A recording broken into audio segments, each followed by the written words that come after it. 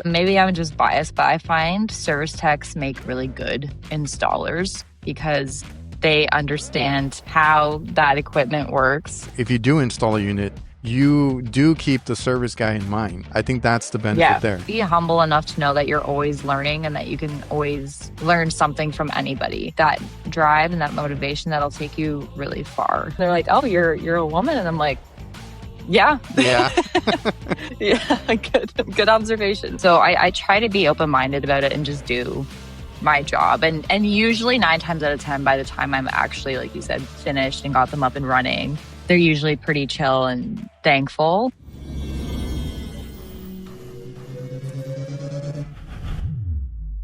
Hola, what is up, everybody? Welcome back to the Reliable Trades podcast. I'm your host, Adrian, and I'm an HVAC business owner here in South Texas. Plenty of good conversations to be had with good people and a lot of good stories that maybe you would relate to. And if you're listening to this on Spotify, Apple Podcast, any other location, please leave us a review. We hope to earn those 5 stars. And I really have fun doing this podcast. I appreciate everybody that watches or listens and makes this what it is. I also want to thank our sponsors that help keep this thing going. Jobber is our favorite CRM. I've tried different ones until finding Jobber that kind of controls the chaos that it is running a business and still being in the field and trying to get all the billing, quoting, submitting everything that you need to do outside of the field. And with Jobber, we do our maintenance contracts, we do our invoicing, our quoting, following up with customers to get reviews. That has helped our business a lot. So check out Jobber for yourself, see if it helps your business. You get a 2-week free trial and a special discount if you use the link down below. Vito Pro Pack is also a supporter, and I can tell you right now, even though I see a bunch of competitors coming into the field, they are still hands down the best tool bags that you can buy. You won't want to use any other tool bag. And the thing is, they have so many products now that you can find the one that is perfect for you. So make sure to check out Vito Pro Pack at your supply house or go to vitopropack.com. True Tech Tools has a lot of their stuff as well. Go check out their website to make sure that you can find the perfect bag for yourself. You won't regret it. DIVERSITECH is probably in a lot of y'all's vans. I have almost something from all of those brands in my van ever since we've started. Packard is a big one for us as far as parts. They usually have something that we would need on a day-to-day basis. They are your one-stop shop for everything HVAC, and they have you covered for your everyday HVAC needs. Today's episode is also brought to you by Resideo. PRO HVAC services is your edge on every customer call. It's available on Honeywell Home smart thermostats and designed to help HVAC pros turn everyday installs and customer calls into lasting business relationships. From branded visibility and remote configuration and controlled custom system alerts, it's a full-service device that helps pros streamline labor, increase customer loyalty, and generate leads. For more information, please check out resideo.com/ProIQ. Alex, how are you? I'm good. How are you doing? I'm doing pretty good. It's getting into summer. I think everybody's been pretty busy nowadays. Yeah, it's been absolutely nonstop over this way. Those 60, 70-hour work weeks are creeping up pretty quick. Oh my God. Yeah. Yeah. I've seen some of the work that you do, so I can imagine. I kind of found you over on Instagram. Do you do anything else like TikTok or YouTube? So I do have a TikTok with the same handle that I started honestly not that long ago. I just have a few videos up. I mostly just started with Instagram, kind of just for shits and gigs, honestly, like a couple months ago. And then it kind of went to where it did and where it's at now. So I was which is kind of cool because I'm more on Instagram. I've tried TikTok. I've done okay there. I'm trying to go back to it. It's just always hard. I always go back to Instagram and YouTube. Yeah. It's just kind of cool to see because it's you, it's a few others. There's a lot of women that I see more on TikTok though. And I'm trying to get a few of them on here just because like they do stuff that I can't even do. Like you guys do a lot especially in residential, like attics, construction space, that kind of stuff. And it's not easy. I just had because we're hiring right now, and I had a guy that is trying to go from residential to commercial. And he's like, I would love to learn. And,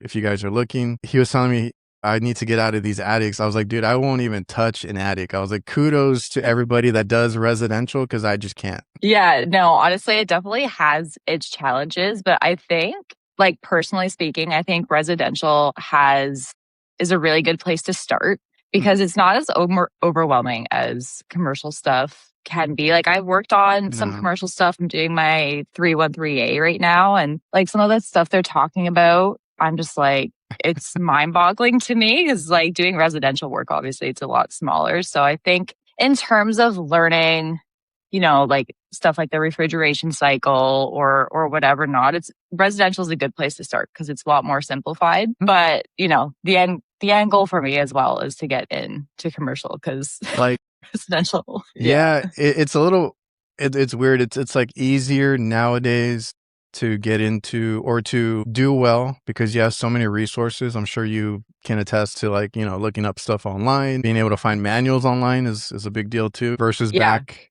because I started almost 20 years ago. So back then you had to literally track down these manuals and, there was no internet to find these things on. Very hard to get tech support on the phone. Like a lot of obstacles in that sense. But I do feel like it's on the other end, like you said, you might get overwhelmed because residential is going into that high efficiency, all these components. Like I started, because I watch a lot of residential people, because I won't do it, but I like to watch it.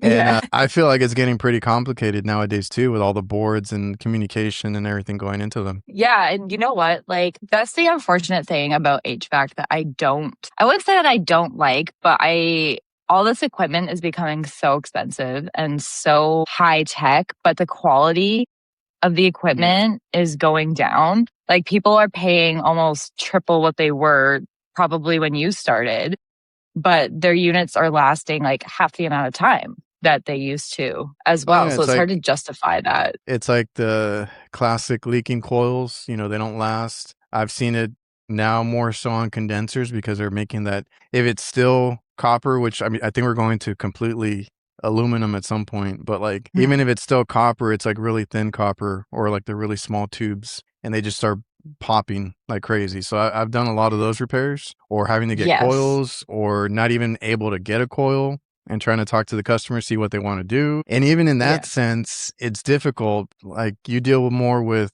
obviously homeowners and it's like, I mean, you don't know their situation and the money that they have and all that, but you got to break the news to them because you can be waiting weeks for a coil. Maybe it's not an easy repair. Maybe it's not worth repairing. We always try to get them by, but like sometimes it's not possible. And you don't want to be the salesperson, but then you're like, you might want to look into a new system because it's quicker and maybe around the same price as just fixing it. And then you got to go that route. Yeah, exactly. And I've found that through changing refrigerants so many times, because I still work on a lot of R22 units and like I will always stand by R22. I love R22. It's fantastic. Yeah. And I find once, Oh, I'm sorry. Just none of the drop-ins ever do it justice. Like R22 was great on its own. Yeah, exactly. And I found since and obviously I wasn't in the field because I've only been in the field for like doing HVAC for 5 years now. So I obviously wasn't around when the R22 phase out happened. But since going to like R10 or 410, and now we're going into like, a new refrigerant on top of it, like I find, especially with the leaks and having the higher pressures from like R22 to 410. Oh, yeah. Yeah, like they have higher operating pressures and everything. So I find that the leaks are a lot more common. Oh, yeah, it's scary. Sure. It's scary when because I was there for that transition. When we first started seeing 410, it's like if that coil's dirty, if something happens, that pressure goes 500, 600, it goes intense. And like obviously they have safeties, but I don't know about you on residential, on commercial, especially when I started, everybody would bypass like everything. So I would creep or walk up to systems that were creeping up in that 600-700 PSI range when they should be cutting out, and they're not because somebody went out and just hacked everything together, right? Just to get it going because they didn't want to go back, they didn't want to deal with it, or they couldn't figure it out. That's crazy. That's scary. Did you see any like hack jobs with your work? Oh yeah, all the time, especially in residential, because I find a lot of people will just hire who's the cheapest. And when obviously you pay for the quality, right? So if you're paying for somebody who's super cheap, I've seen a lot of homeowner DIYs. I went to go fix this guy's heat pump that he installed himself. He said he could do it because he was an engineer. That's like the classic engineer line. Yeah. And everything, like he didn't do the flares on the heat pump outside. He actually like welded his pipe directly to So that's the thing, flare, because which is I've seen that before, and I was like, how common is that? not very. That was like the one and only time I had seen that, but like nothing was in chase. He didn't have any of the lines the lines that like strapped outside. It was a four-head system. So he just had like line set coming from every direction, and like the communication wire wasn't wired correctly. He didn't release the refrigerant, but he didn't vacuum anything either. Like that was probably one of the messiest installs. Yeah, and I don't get too many negative comments anymore, but like I've gotten those comments before. It's like, you guys charge a lot for, something that I could do. And I was like, okay, like, let's see you try. Yeah. And I always ask them, like, do you, because the main thing is like, do you have the equipment? Because there was one guy that was like, well, my dad does AC, so I did have this stuff. I was like, okay, you are one out of like a million that actually has their stuff. Because most people won't do a vacuum, won't do proper connections, pressure test, don't know how the electrical works, anything like that. Like they just slap it together. And there's plenty of, I mentioned earlier, the resources for us. There's plenty of DIY how-to videos online now, so everybody thinks they can do it. And the classic one too is because I see like YouTubers like HVAC guy or Craig or whoever you're watching, and they're always telling you step by step, like discharge your capacitor, do this, check for voltage. Like these are basic things that we don't think about sometimes, but we are trained to do or we should be doing. And then you see comments, it's like, I've never had to discharge a capacitor, I've never had to do this, like this and that. But I hear horror stories, and it actually happened to me once. I don't think I've mentioned this, but like I was changing a capacitor or something, and I was testing it out, and I actually shocked the crap out of myself because it still had a charge to it. I'm like, it does happen. So I just make sure that I always discharge it. Yeah, I've been shocked by a capacitor as well, and it's scary. It hurts. It'll make your honestly, like I had pain in my arm for like a week after, all the way like up to my elbow. It's scary stuff. And same with like, you see people, make sure you disconnect power to the unit through your disconnect. But I always check power anyways, because I've come across a job where they bypassed the disconnect and just narrated the line voltage right to the load. I've caught myself. Next thing I know, I've caught myself almost touching live wire like that, because I'll kill power or whatever, and then I'm like, you know what? Let me open up that disconnect, because like for me, it's like a rooftop unit. There's usually a disconnect box, right? You turn off the lever, and then you think you're good, and then you're like, let me just open the box up and check the fuses, but like there's nothing. It's all bypassed. I was like, okay, which is crazy. We still have power. Let me go shut it off downstairs or something. And I see that one a lot, actually. Yeah, which is terrifying, because imagine like you go to work on a contactor or something like that, and you just start playing with the wires, and all of a sudden you're working on a 600-volt unit. Like, well, it's let me just. I watch a lot of YouTube. HVAC Overtime is a group of 4 guys that do a lot of commercial residential work, and they always tell stories. And there was one, I believe, that Adam told, that someone else, it was a friend technician. The guy had a homeowner call him asking to sell him a capacitor, right? He sold it to them, and then found out the next day that the husband passed away because of a bypass disconnect, and he just felt horrible, right? Yeah. So there is instances where this stuff can be fatal or can be dangerous, and it's stuff that I worry about.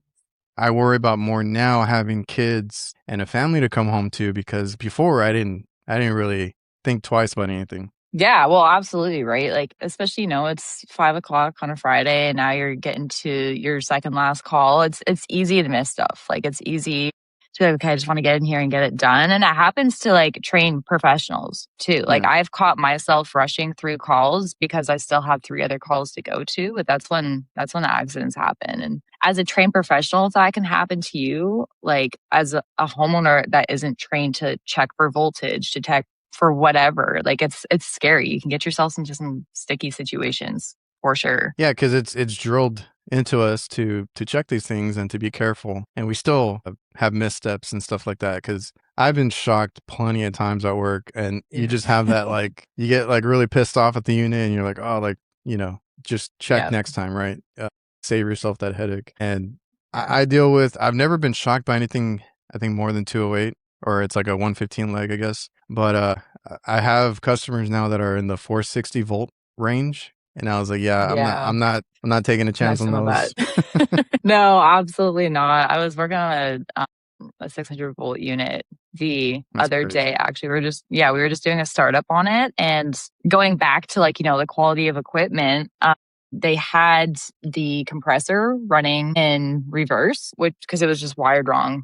Fun fact, It sounded like a bag of rocks, and it's some scary stuff. Like, I put my meter up to it, and it was like maxed out 600. I'm like, this is some Oh scary yeah. stuff. Yeah. Yeah, and I had that happen once when I started. So I know you mentioned like commercial can be overwhelming. I had to kind of learn on the fly because it's my dad's business, but he does like the hot food, like kitchen cooking equipment. I came in Right. to do HVAC, and I went to school for it and all that. So like he was like, you're the guy, you're the one that has to do, run that division. And I did learn under a few guys that we subcontracted, but like it was very difficult to learn that way. And there was a lot of things where I went up to it and I was like, I don't know what the hell I'm looking at, but like I got to figure it out, right? Yeah. And I remember the first time I came up to a compressor that was wired wrong. And it was a 3-phase. If you mix up any of the legs, anything will run in reverse, right? Whether it's a motor, a compressor. So I had to call like my mentor, my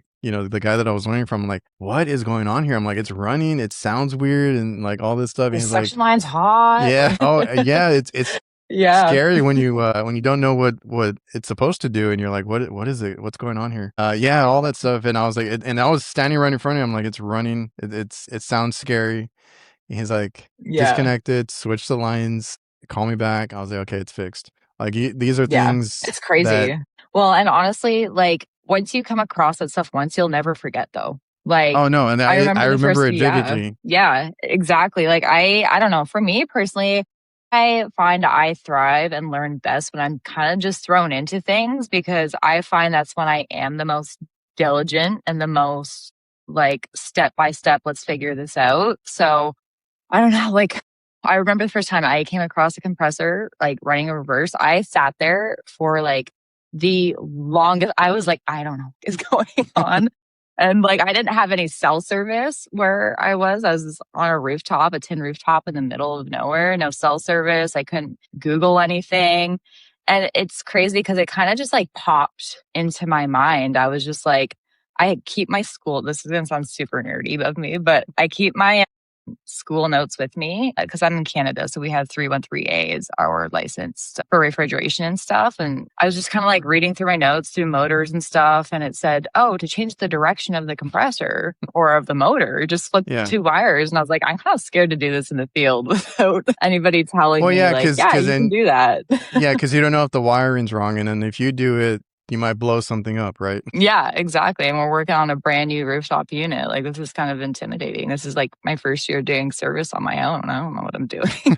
And I have my field piece meter that does like the phase rotation when we do installs. If I remember, I'll use it. But sometimes, you just turn it on, you hear that noise, and you're like, oh, I just got to flip over the wires. It comes with experience, right? Exactly. Yeah, because like the first time I didn't know what the hell was going on. Now, every time I hear that, I'm like, flip the wires. It does stick with you. You do learn from experience. That's the best way to learn. But that's not crazy, because probably longer than you, like 6, 7, 8 years, I had my school notes and textbooks on my van in a crate, like for the longest time, just because I could reference them. Like I said, there was not a lot of internet resources back then. So I just kept those things on the van and pull them out every time I needed them. Started collecting manuals and stuffing them in there too, just so I had them and I could read them like I'm in my free time, or kind of refer to them when I need to. Yeah, exactly. Yeah, no, 100%. And I think honestly, like that's the biggest thing, especially if you're doing service, is to learn how to be resourceful.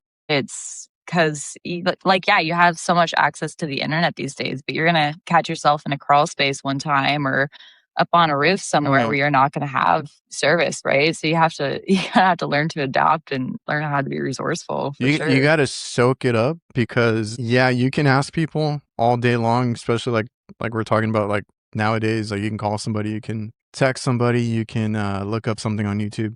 Like you hear it all the time. People talk, customers talk, technicians talk, right? Based on your performance, all that kind of stuff.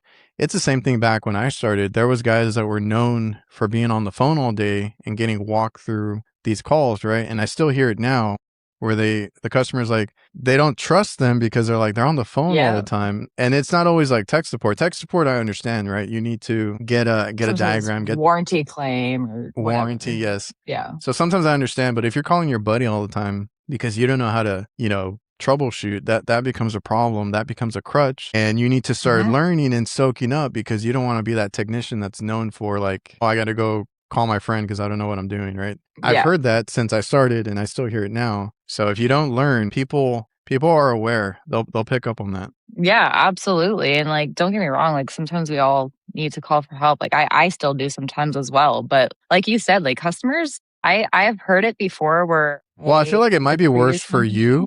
Yeah.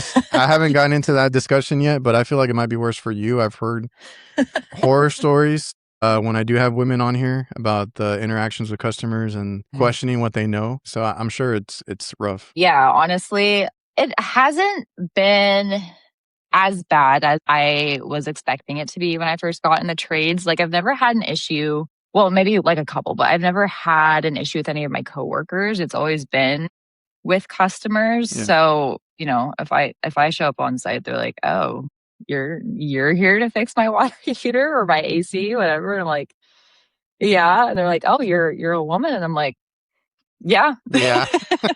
Yeah, good observation. Yeah, and I've heard that. I've had a few on here throughout the years on the podcast. I always enjoy hearing how they prove the customer wrong usually, right? Because you can show up. Now, if a customer's being difficult, because I've heard it from women in the trades, I've also heard it from just people of color that I've talked to too. Like they refuse the technician, whether it's a woman, someone they don't like their appearance, whatever it is, like that you can't do anything about. But if they, if you get in there and they question you, they're over your shoulder, plenty of, different things that they can bring up while you're on the job site. Like they're going to question you and not trust you, I guess. But if you can solve the problem, have good customer service on your end, get their unit up and running or tell them what's wrong with it, then you can earn that respect. I've heard that plenty of times too. And that's always a good feeling. That's always a good to hear. So I like when that happens. Yeah, absolutely. I mean, I don't mind customers like being curious and wanting to know what I'm doing. And yes, it is annoying when they look over my shoulder or they're questioning me, but most of these customers are older, of like the older generation, like boomers and stuff. So I try to keep in mind, like they come from a different time where women did not work, and they definitely did not work in the trades. So I try to be open-minded about it and just do my job. And usually 9 times out of 10, by the time I'm actually, like you said, finished and got them up and running, they're usually pretty chill and thankful. But there's definitely those couple of customers that you just want to really stick it to for sure. Yeah, there's a few that I have right now. There was one that was always on me, and every little thing that I started doing, because I do refrigeration, so I'm in the kitchen more, and like every little thing, I'm like, dude, can I just have a second, right? Like I barely put eyes on it. And there's another one, but I had to kind of let go of that customer because it was way too much questioning invoices, asking for discounts. I'm like, dude, I can't work like this. You're keeping me from other work. Like, I don't need this. So plenty of situations that you run into as an HVAC technician. It's always about how you handle yourself, because it's something that I had to learn. And it's something that I'm dealing with right now, having employees, because I have just having employees. It's so many personalities to manage, right? I have the talkative people. I have the non-talkative people. It's kind of part of the job, but like, as long as you don't lash out, you don't do anything crazy, just do your job. If you have any issues, I will step in, talk to them, whatever it is. And I was a little bit of both. When I first started, I thought doing the job well, fixing it was my only priority, enough. Right? You walk in, you fix it, you leave. Because I do commercial, so it's more like dispatching and everything's online. You check in, you check out. So I never had to technically talk to anybody. So I was like, Right. I'm not going to. So I started getting complaints to my dad. He's like, hey, they're complaining that you're not talking, you're not communicating, you're not saying hi. I was like, okay. So I had to learn that. And then once you started, but I had to, step into a owner role at some point. So I was like, okay, I need to start talking to people. But it's always good because you can get more information also. If you're maybe looking at something, you don't know what's going on with it, you can ask them questions. Hey, what did it Yeah. start doing? What noises? Tons of questions you can ask. And also just, making sure that they're happy, they trust you, and they're comfortable calling you back for future work. Yeah, and that's like such a huge part of the job too, is you can be the best technician and you could figure anything out, but if you're not getting those callbacks because your customer service sucks, then it doesn't matter how great Yeah. you are.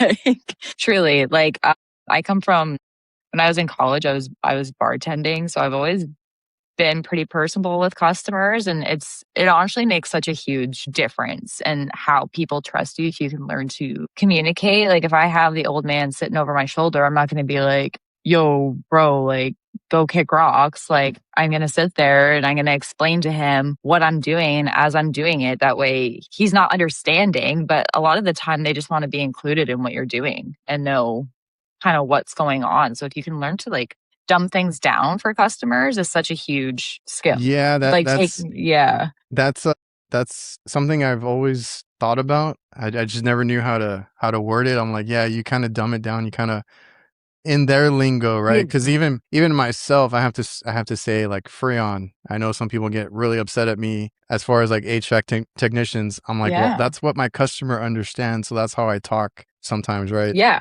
And yeah, you kind of have to do exactly. that so that they can learn or just understand what you're doing, because I do want to leave the job site with at least knowing that I explained to them, what happened and what we did and all that, to make sure that they're understanding of it.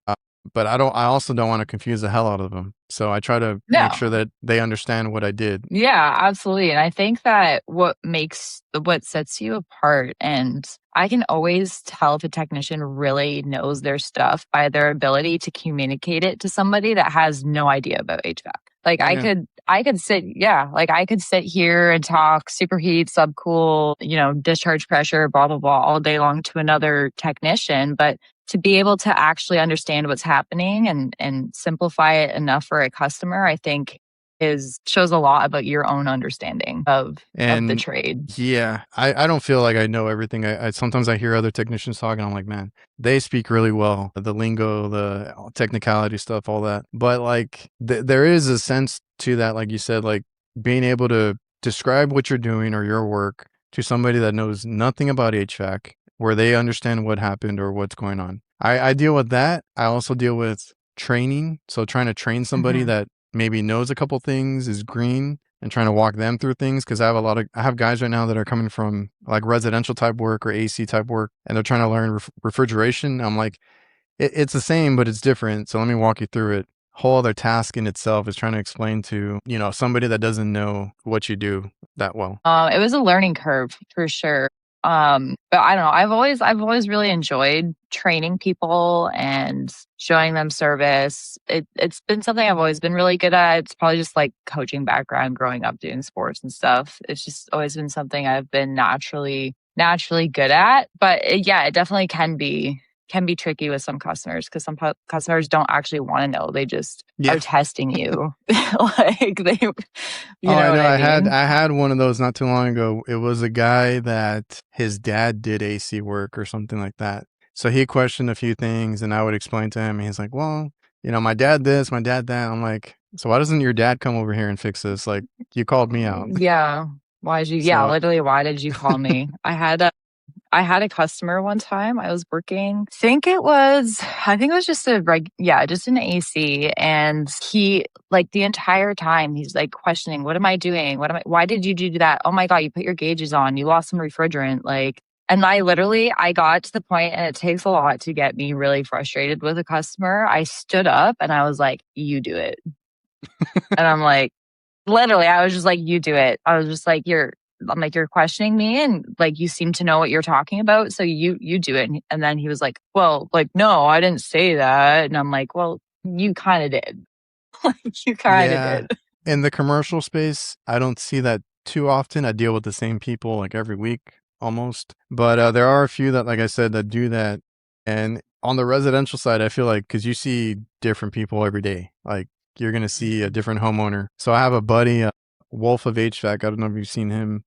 I've seen Adam this stuff before. Yeah. had like a viral video a couple years ago going into a homeowner's AC, and I think he replaced the blower motor on it. So he had to pull it out, take it outside, clean it up, replace the motor. The whole time, and he's recording, the old man is on tape the whole time, just haggling him. Like, do you know what you're doing? Oh my God, what did you get yourself into? Like all the wires. Like, why is my furnace apart? Yeah. Like... And the whole time I give him credit the whole time. That's one of the ones that stood out to me. Like, he's just like, yes, sir. Like, don't worry. I know what I'm doing. We're going to do this. We're going to do that. He stayed quiet, continued to work because it's like a time lapse type of video.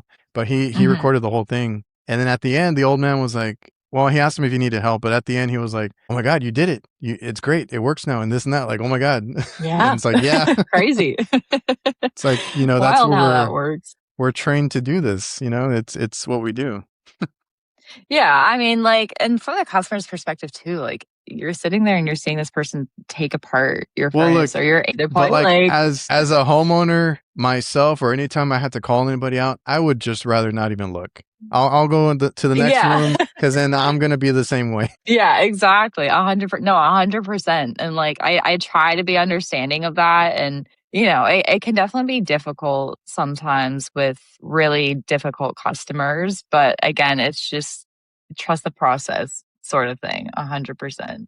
100%. Yeah. But and I usually give my customers a warning on what I do. Like, hey, I'm going to make a mess or I'm going to have to disassemble the whole thing. So just, keep watch out because I got to, just bear with me for a bit. I try to give them a heads up on that stuff, like how long it'll take or what we have to do. Because me, myself, I don't want to deal with some of this stuff either. And I'm like, look, it's going to take me a couple hours just to get into this unit. So, it's going to be down for a while. Yeah. Well, I mean, and then you get those calls where you're expecting, it's just a maintenance. You're only expecting to be 45 minutes, an hour, but then, shit goes sideways and the whole day is 4 hours into a call. Yeah, absolutely. Like on Friday, I went for a maintenance and for a 410 unit, and superheat was 90 degrees and my suction was like 0. And I was like, oh, this thing does not have any juice left in it. And it turned into like a 3-hour leak and repair. It's just the name of the game. So I've gotten a lot of stuff approved lately, and it's just, you never know your customer either. You got to make sure that you give them options, let them decide. Yeah, absolutely.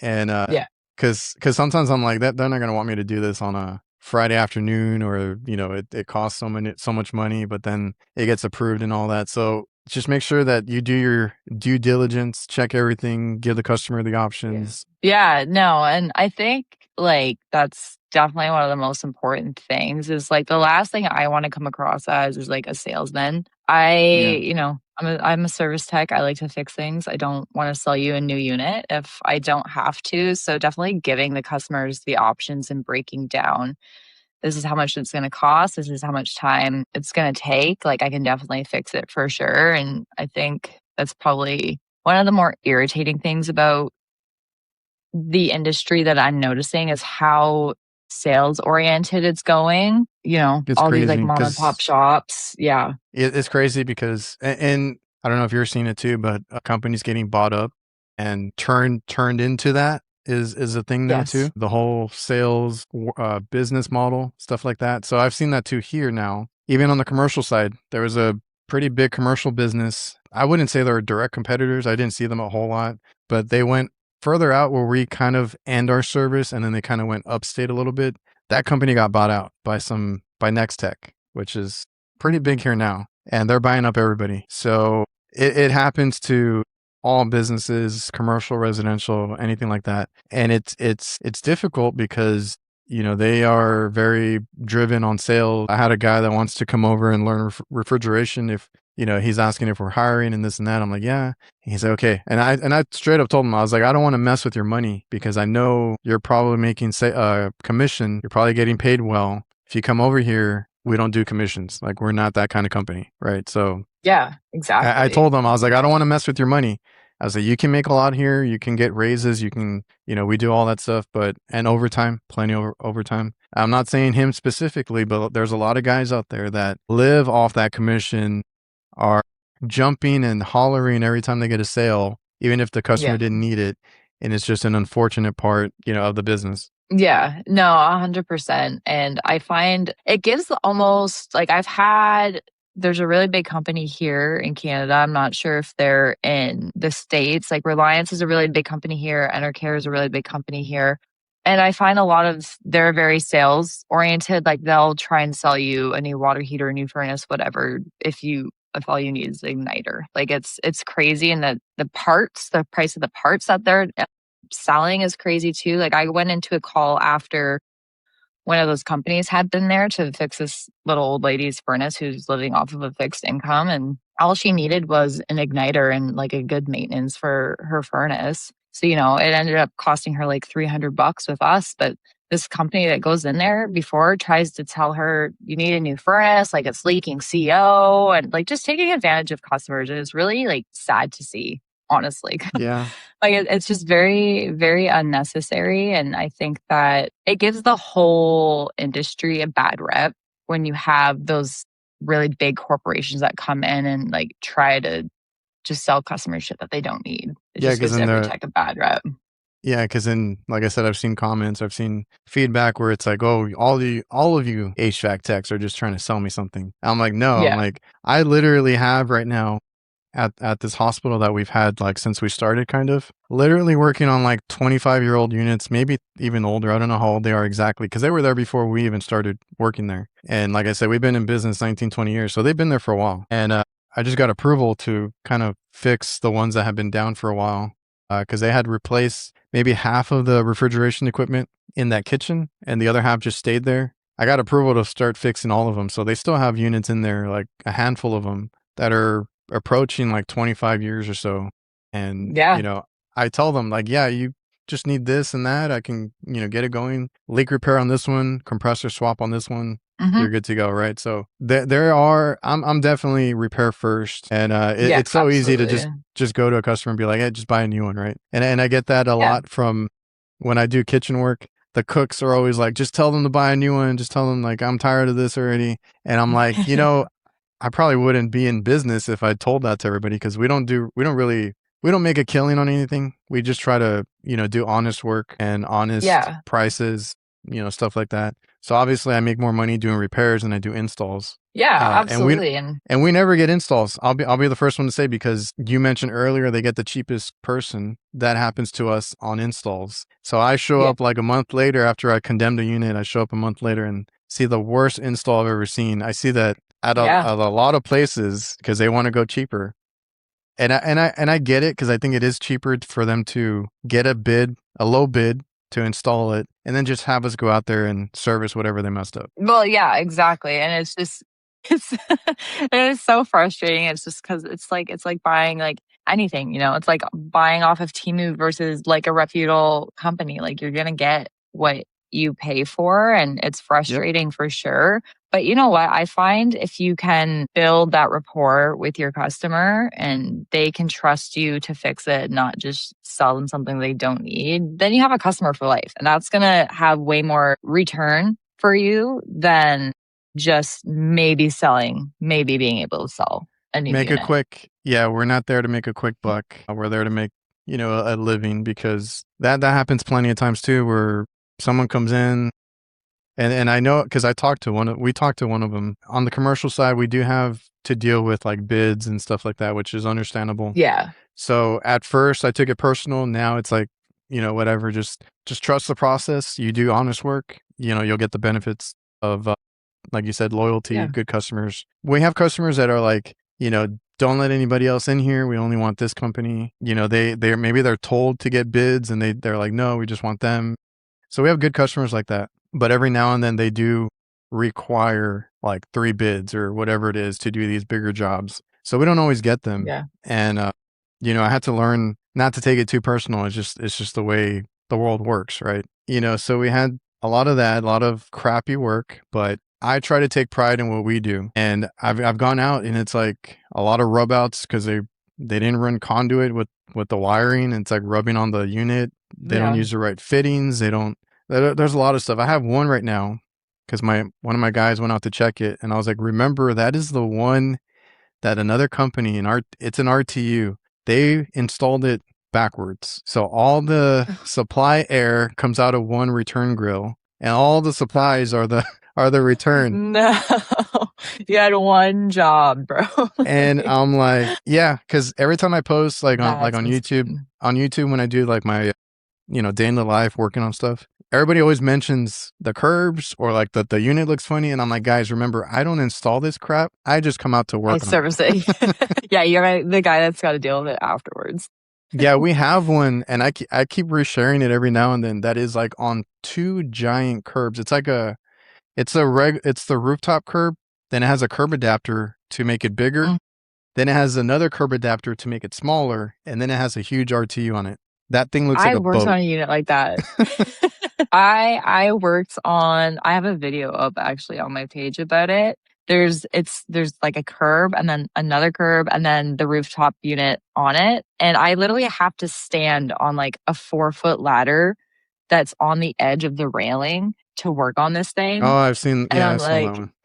Yeah, and I'm like, this is, I'm gonna die. Yeah, there's like some. I have two like that because there was a time where they got this other company to replace, because I had already told them that the units are pretty rusted out, popping leaks. And then that was one of the times where it's always corporate. They're trying to get, cheaper pricing and all that kind of stuff. So somebody must have given them a good discount because they came in and replaced like all the units. And this is like 15 or so locations, and each one has like 2 or 3 RTUs. So somebody came in and replaced all of them, or almost all of them. And that was one of them. And I was so pissed because I'm like, you guys realize now I have to bring up a damn ladder on this roof when I never had to. Yeah, so, your labor charge is going to go up. Like it's, yeah. Hazardous pay. I think like one of the, by far the craziest thing I've ever seen is I saw somebody install a condenser in an attic space. That was... I've seen a few of those. I don't understand how that works. And I have one right now. Yeah. That's a walk-in box, and it's funny because it's at a mall, but it's at a fast food place. Yeah. And I was telling my friend about it because I have a buddy that started his own business here, and he worked for a big company before. And we were talking about it. He's like, "What is it?" Because he's like, we just talk about work stuff here and there. And I'm like, "Oh, it's this building at the mall and this and that." He's like, "No shit, I installed that one." I was like, "Oh, okay, you're the one that put it in the damn attic." Like, what's wrong with you, bro? And he's like, no, he's like, I fought tooth and nail to put that on the roof, and they would not let me. He's like, something about cost saving, I don't know what, because they didn't want to get a crane, they didn't want to do all that stuff, right? So yeah, he's like, I feel bad for you, dude. He's like, I installed it, and I was hoping I never had to service it, or I felt bad for the next guy. I'm like, okay, well, I'm the next guy. Yeah, exactly. Did you say 4 or 5 years you've been doing it? Yeah, so I've been in the trade for 5 years now, and I've been doing service on my own for probably about 4 years now.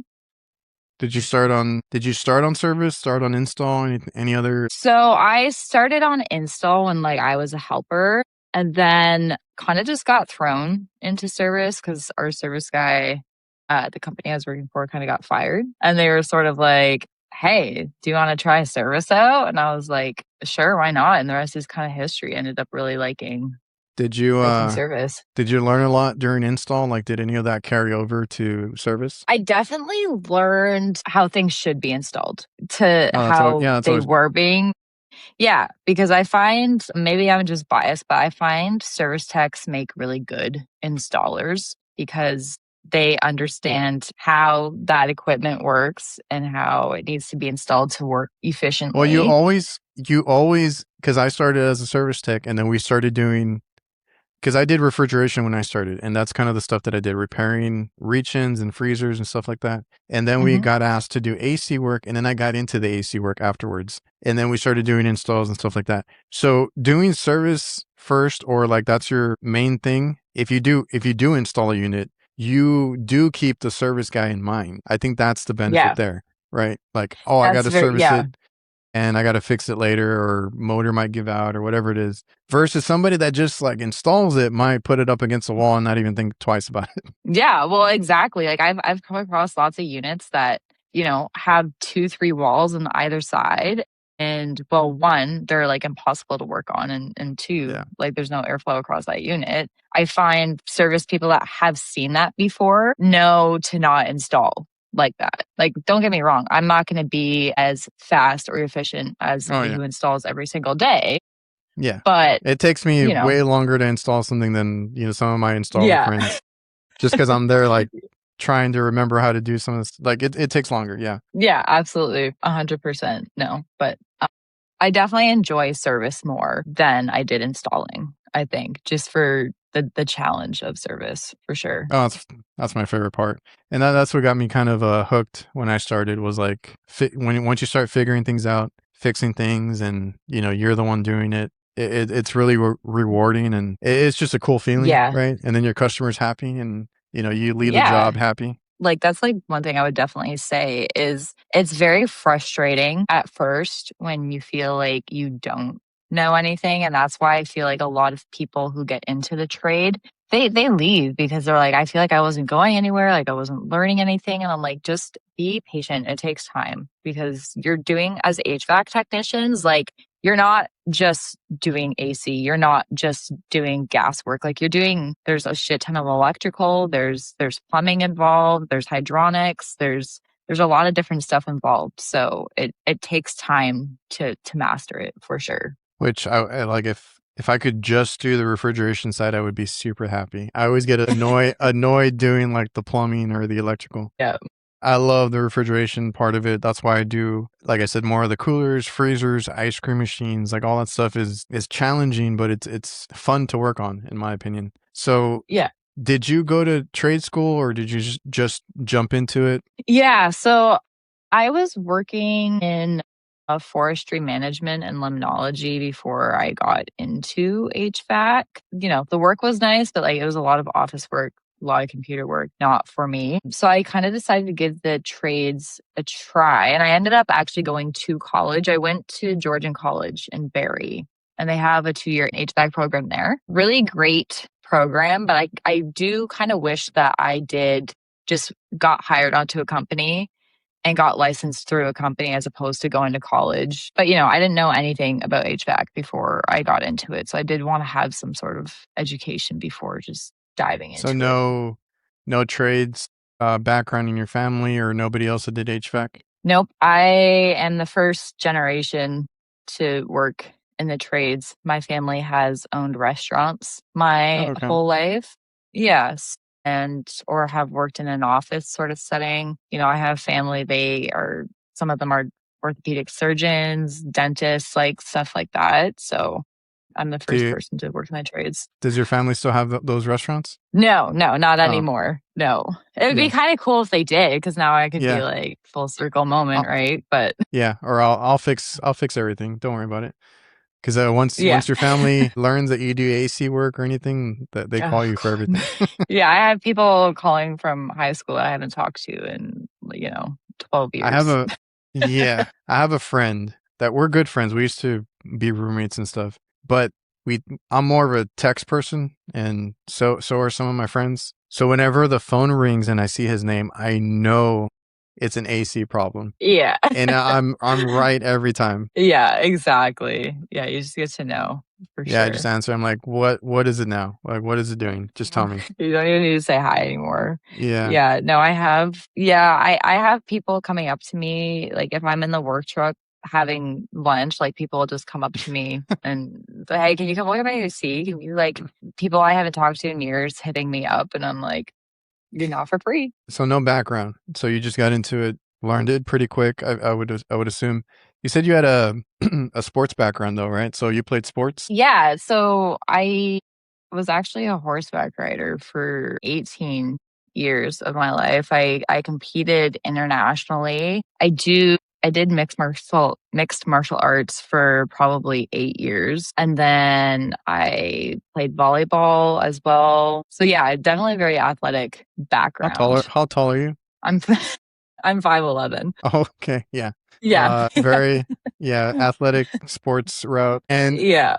Does that help you in the trades? I feel like, because I also played sports growing up and I did a little bit of that. Because there was one conversation I had with a guy that played hockey, I think semi-pro, that isn't now in HVAC. And one of the cool things that we talked about was like if you're coachable, right? If you can be Yes. disciplined and be coachable, that puts you ahead, I think, when you get into the trades. Absolutely. I totally agree with that. And like I said, maybe it's a bias thing, but I have always come across that. One, just the physical ability to do the job is obviously one thing, and having that sports background helps that for sure. But if you can keep yourself humble enough to know that you're always learning and that you don't know everything, I think that definitely puts you ahead of a lot of people. And having coaches growing up, you kind of just learn how to take criticism and learn from those experiences and those mistakes. And I think that definitely puts you ahead of a lot of people for sure. Or if you're open to it, because like I don't want to say nobody else can do it, like especially any women that are looking to get into it. I've seen plenty of, because I follow a lot of them, and like I said, a lot of them do more than I can do, to be honest. And Yeah. but you find a way, right? There's so many tools right now. Like if you're smaller, you're a little more petite. Like I've seen women that do installs and everything, and like I said, construction work. They just get, some tools to help them out with that kind of stuff if they don't have the physicality. I think that's always going to come into play, but where there's a will, there's a way. You can kind of make what you want or get what you want out of this trade if you put a lot into it. Even myself, I find myself doing that now too, because my sports dreams were killed when I tore my ACL. So then now I'm a little bit hindered when I do certain things, and I try to find other ways to do it, or just, kind of suck it up if you have to. But I think just in general, like I said, if you're open to criticism, sort of have a tough skin. I mean, I'm not saying to take any crap from anybody, but like sort of have a tough skin, be open to, maybe there's a better way to do it, because I even had that recent. I still get that. I post videos on the internet, which is like you're exposing yourself to everybody. And I'm sure you've seen that. I've seen your comment replies when just recently, because I've had in the past where like I don't even know what I'm looking at because it's something I've never seen before, and then the comments are like, oh, it's this or that, and I try not to take anything personal, even because there's one guy that I never know the tone of his comments. It could be either way, right? I never know. So I don't like to respond in a bad way. I usually just respond like, I did it this way because of that or whatever. Unless they start getting a little snarky, then I'll get into it. There was a recent one that I posted just the other day on my YouTube, and I was like, man, I don't know how to take this thing apart. And I did it the hard way, basically. It was an ECM motor on an RTU. And I was like, this is the only way I know how to do it. Like, I did it the hard way, basically. I had a comment there like, it's easier than you think or something like that. And I was like, I don't know what you're talking about. And then he's like, there's an extra set of screws. And he's like, if you would have taken those off, then the whole thing comes out. You don't have to take apart the unit. With it, I was like, oh shit.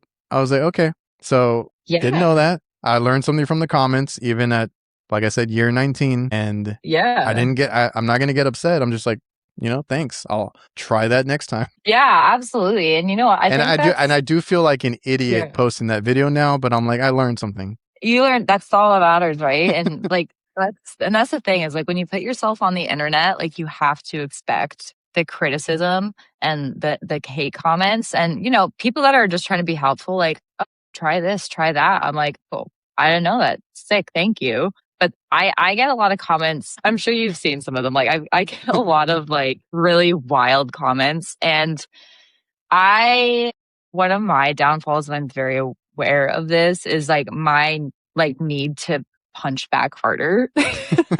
Well, I do it too. I just try not to do it as much anymore. Yeah, exactly. And it's just like, hey, like when I started the page, I was like, I don't, like I said, it was just for shits and gigs to begin with, but I didn't want to filter who I was. Like I can be a pretty crass, blunt, person. I have a pretty twisted sense of humor, and I didn't necessarily want to change that about myself just because I was starting Instagram or whatever. But now I'm kind of learning that like, I'm gonna have a lot of hate comments, and I was expecting that, and it's okay to like bite back. And I have to kind of learn how to like hone yourself in a little bit, and that's been a challenge. Have you had any brand deals or anything like that, or just talking with companies? I've been in talks with a few different companies. Nothing that's like actually solidified yet. I had a few smaller companies want to send me their products, and be like, just that's good. Yeah, just make a review on it, they say. And I'm always, like you said, like I'll make a review, but I'm going to be honest. Like I don't Yeah. want, Some of these try to get you because you'll probably, see it soon.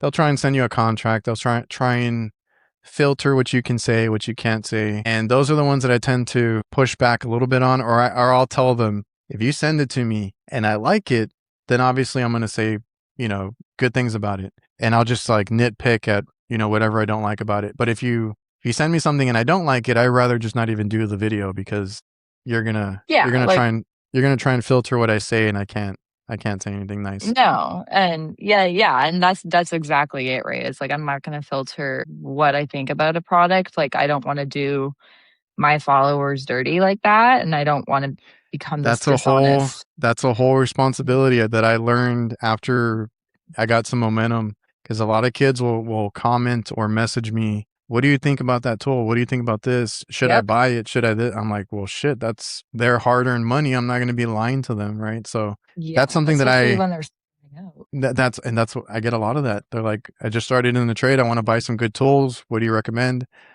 That's a big responsibility right there, because you're like, you don't Yeah, want to exactly. push like some crappy products. Which I love. Like I get a lot of messages from a lot of people entering the trade. Like, what are your recommendations starting in the trade? What's your advice? And Oh yeah. I always be honest and open because I don't want to steer somebody in a bad direction. And it comes the And I same thing with buying tools. and I try to tell them, because I mean, there's more content creators now in our space. So like, I think you Mhm. do get a little bit of everything. But before, it was all like, rainbows and sunshine. Like everybody was like just picture perfect install, picture perfect everything.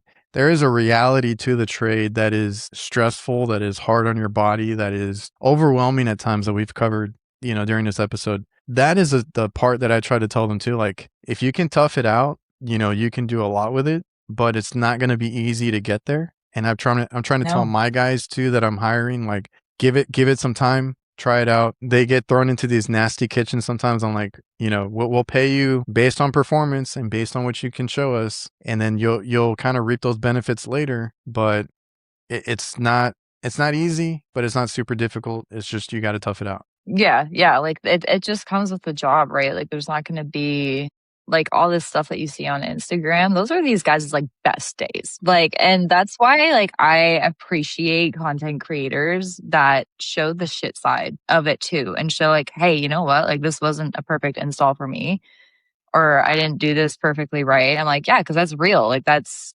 honest work, right? And obviously you're gonna highlight your best moments, of course, but I think it's important to be honest about the shit days too. Because that's, if people are getting into the trades thinking that it's gonna be this perfect install every time or it's gonna be this perfect workspace, it's not. It's not. Mhm. And I think it's important to show that as well. I'm trying to help train and all that kind of stuff, but I'm still out there on a rooftop, and it's like 110 degrees, and it's like, Yeah. some days you don't want to do this, and some days it's awesome, but you got a mix of both. Yeah, absolutely. Especially, it's I've had people that I've trained literally go up onto a roof with me or into an attic with me and just quit. I've had that happen twice. Just like, this is not for me. And I'm like, fair. Like, fair enough. It's not for It's everybody. weird. It's weird. Like, I don't know. I never did anything like this before. I used to work at a Sam's Club, at a grocery store, and I got into this because of my dad. And I found myself like on rooftops, in attic spaces, like all this weird stuff. And I'm like, I'm a trust it and continue and learn and all that. And now I'm just like used to it. So I feel like Yeah. you can enjoy it. It's just going to be hard. I always tell people it's hard that first year or two, at least. Yeah. Some people are different. Some people get it quicker. Some people will pick it up later. Yeah. At least those first year or two, you're going to be questioning yourself. It's going to be difficult, and you got to Oh get my through it. God. Yeah. Yeah. And especially my first year of HVAC, I honestly thought, I was like, almost every day, I was like, I can't do this. I can't do this. But like, I just kept telling myself, like one more day, just like one more week, one more day. And then eventually you get to a point where you learn enough to be able to have your own truck and you start writing calls on your own and it just becomes easier. So what was your reasoning for picking HVAC? Because I know you said you went you had that schooling and you were able to get a job after that, I assume. But like, why HVAC? So I actually lied. I do have one or two family members on my dad's side that they work in the trades. They work at a power plant. And I was kind of talking with them, and one uncle, he's a team lead for HVAC at Bruce Power, which is a huge power plant here in Canada. And he was just like, you know what? Like, he's like, try HVAC. And then I ended up trying it and really, really loving it. I never really tried anything else or thought about trying anything else. It was just kind of the first thing that came. Well, you got it on. Head. You got it on your first attempt, right? Because some people go Yeah. through college not knowing what to do, not knowing switching majors. Like you were able to get it on your first attempt, so that's always a good thing. But I hear that a lot, right? Like a family member or extended relative, or somehow, some way puts it in their ear to try it out, and then they love it, right? So that's always good to hear. How long did it take you, or when did it click for you? Like you were comfortable, or you felt good about picking HVAC? I'd say, like, I had considered doing HVAC for a couple years. Like, I was like on the fence about it. I was really scared to try it, especially being a woman. Wasn't sure if people were going to like me, if I was even going to get a job. And then I ended up getting hired on at a really awesome, just residential company, and sort of took me under their wing. And I'd say probably like a year and a half is when I was like, okay, like I could definitely see myself doing this. I actually remember the exact moment is when I got sent on call by myself for the first time. The first call was no heat, no hot water boiler, multi-zone system. It was very scary. Yeah. But it was like absolutely terrifying. But I just remember like, I started kind of just going through the step-by-step troubleshooting and kind of got into this like weird flow state where I was like just kind of comfortable chilling and doing what I was doing. And I was like, yeah, I could definitely see myself doing this for sure. Like That's being awesome. able to work under the pressure. Yeah.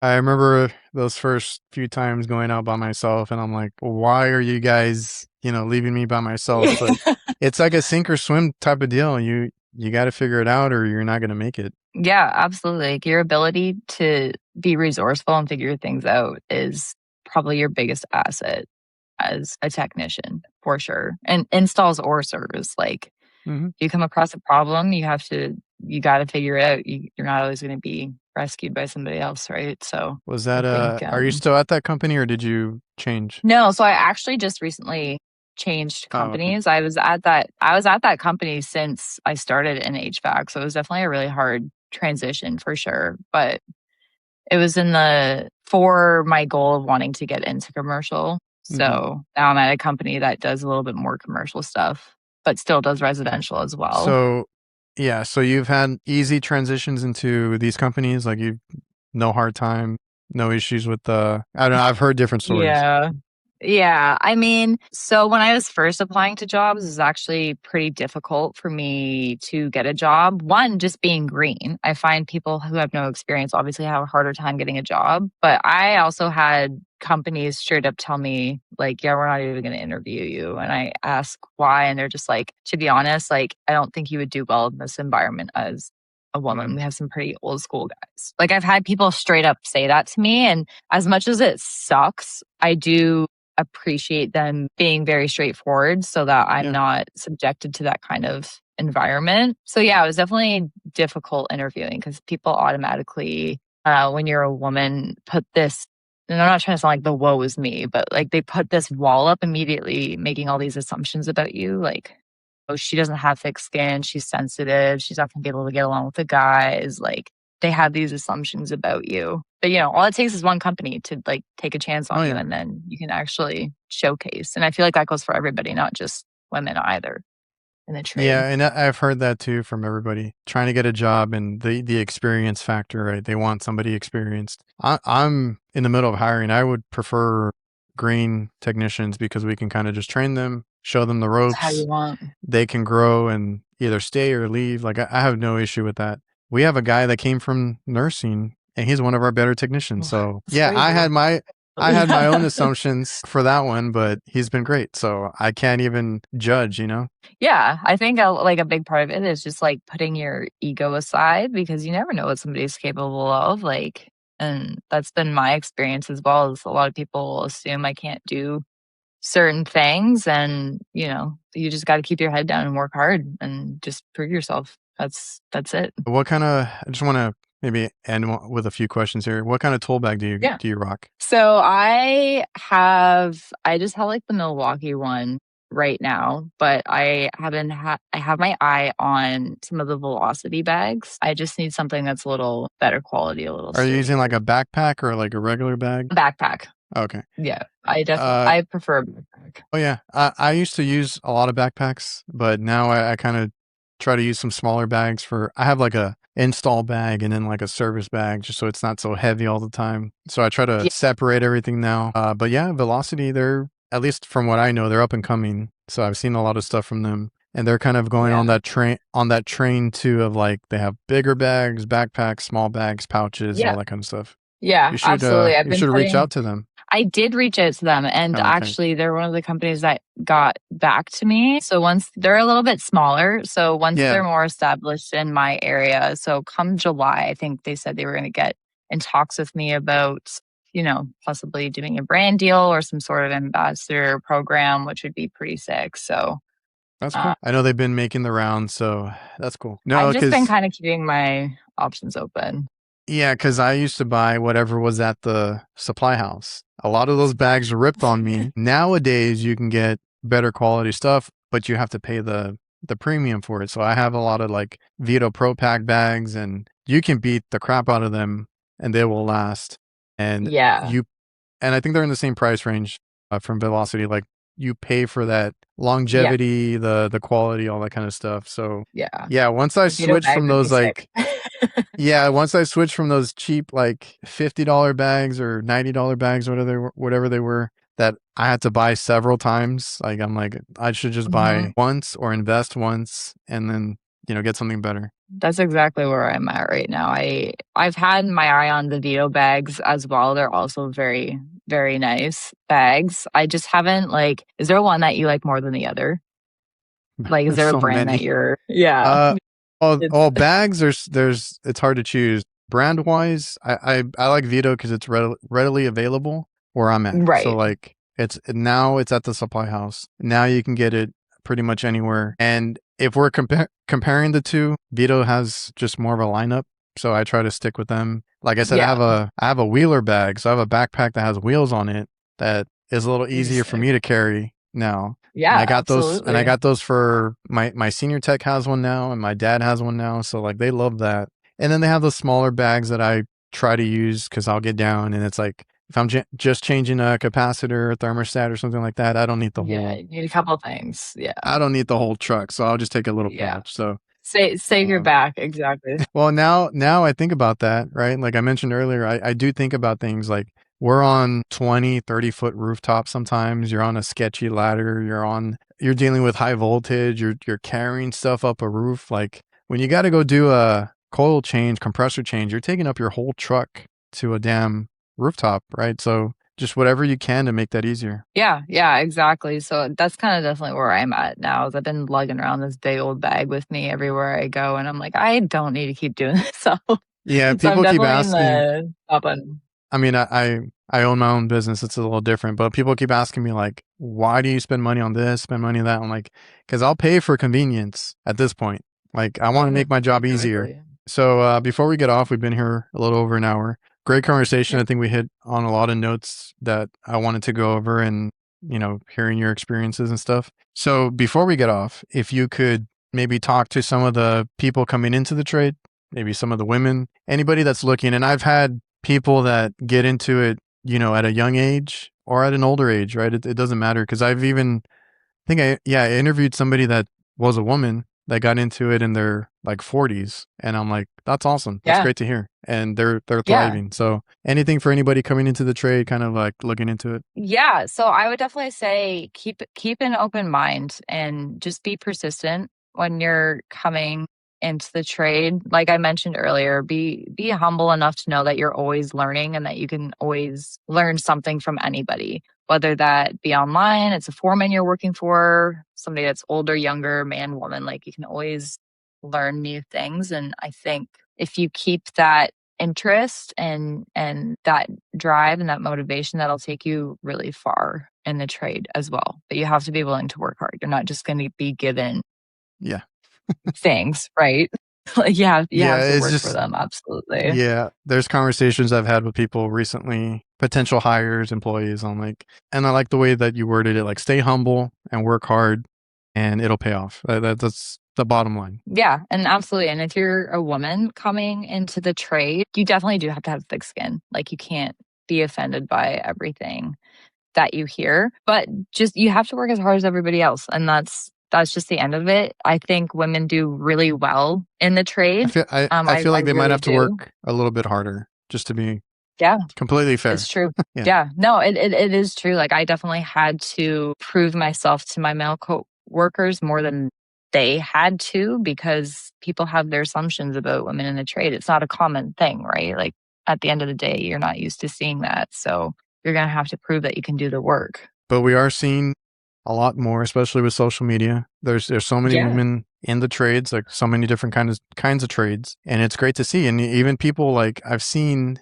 I know you've been doing it a few years, but I've seen some others that are like brand new to it and they're posting on social media. I'm like, that takes a lot of guts and courage to just even do that, get into the trade. I respect that.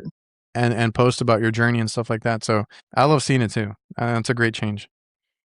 Yeah, absolutely. I think it's fantastic. And I think if you are brave enough to be vulnerable on social media, then you are brave enough to do the job. Yeah. Do you, does it feel any different now that you're posting on social media? Like, do you kind of look at your work a different way or kind of second guess anything? Yeah. I second guess all the time now. I'm like, okay, before I put this on, like, am I sure I know how to read a capacitor? Like, it's like the stupidest stuff. Like, well, because you're putting yourself out there on blast for everybody to criticize you, right? Any little thing, somebody will point it out. Yeah. Yeah, I've definitely, and learning, I think for me, like I said, I'm open to criticism and I'm definitely open to people showing me a new way of doing things online. But what I don't tolerate is people who are just blatantly disrespectful, hating, being sexist. Like I'll clap back at you and like I'll make you cry. Yeah, that goes for everybody because I feel the same way. It's like if I can learn something, like I said, that one guy,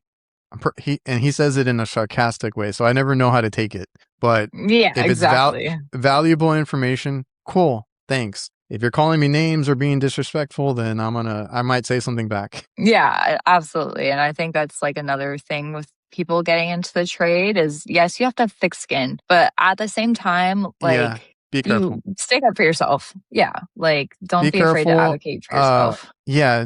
Like tough skin, but you don't have to take anything from anybody. You can stand up for yourself and just be professional because that's a whole other conversation, but like there's people that have been fired for doing social media. So be careful because the company wants you to be professional, obviously, and this and that. I mean, there's different owners or different businesses run or have different rules. So just be careful out there. What I try to tell my guys in person, because they don't even do social media, but if somebody's giving you crap, if someone's haggling you, calling you names, whatever it is, like stand up for yourself, but be professional and let me deal with it. Cause like you don't want to give a customer or give a viewer or anybody any reason to get you in trouble or, any of that stuff. So yeah, I like clapping back too in the comments, but you gotta restrict yourself sometimes. I try not to answer that. I try not to answer all of them because then I would be there all day. Yeah, exactly. And that's why I've always been very careful not to show anything that has my company's name on it because that's a good idea too. Very mindful of it because then I can just like eliminate that from happening. They're like, oh, like you did this video and you're calling all these people idiots, but like you have the company name on your shirt right there. And I'm like, right. So if I can just eliminate that altogether, then well, for me, it's like the place that I'm at. I don't like people to, not that they won't know. Obviously, if they're in my area, they're gonna know what building I'm in, but I won't say it. I won't say it or show it because then I don't want that person or anybody there to say I said anything bad or I did anything bad at their place of business. So for me, it's like I have to be careful with showing like customers or anything like that. Yeah, absolutely. 100%. And I think, I think learning to, bite your tongue sometimes is also a really great skill. Sometimes it's not worth it. That's just the thing. Like, you can have some fun and games with it. That's the way I try to treat social media. Like I want to have fun with it. So if somebody's trying to ruin my day, I might want to have fun with it and clap back, but sometimes it's just not worth it or escalating it. I appreciate you taking the time here. I think we had a great conversation, and thanks again. Yeah, absolutely awesome. Thank you. It was good to be a part of it. It's exciting. First podcast ever. That's awesome. Anybody watching and listening, I appreciate you guys for tuning in, and we'll see you guys next time.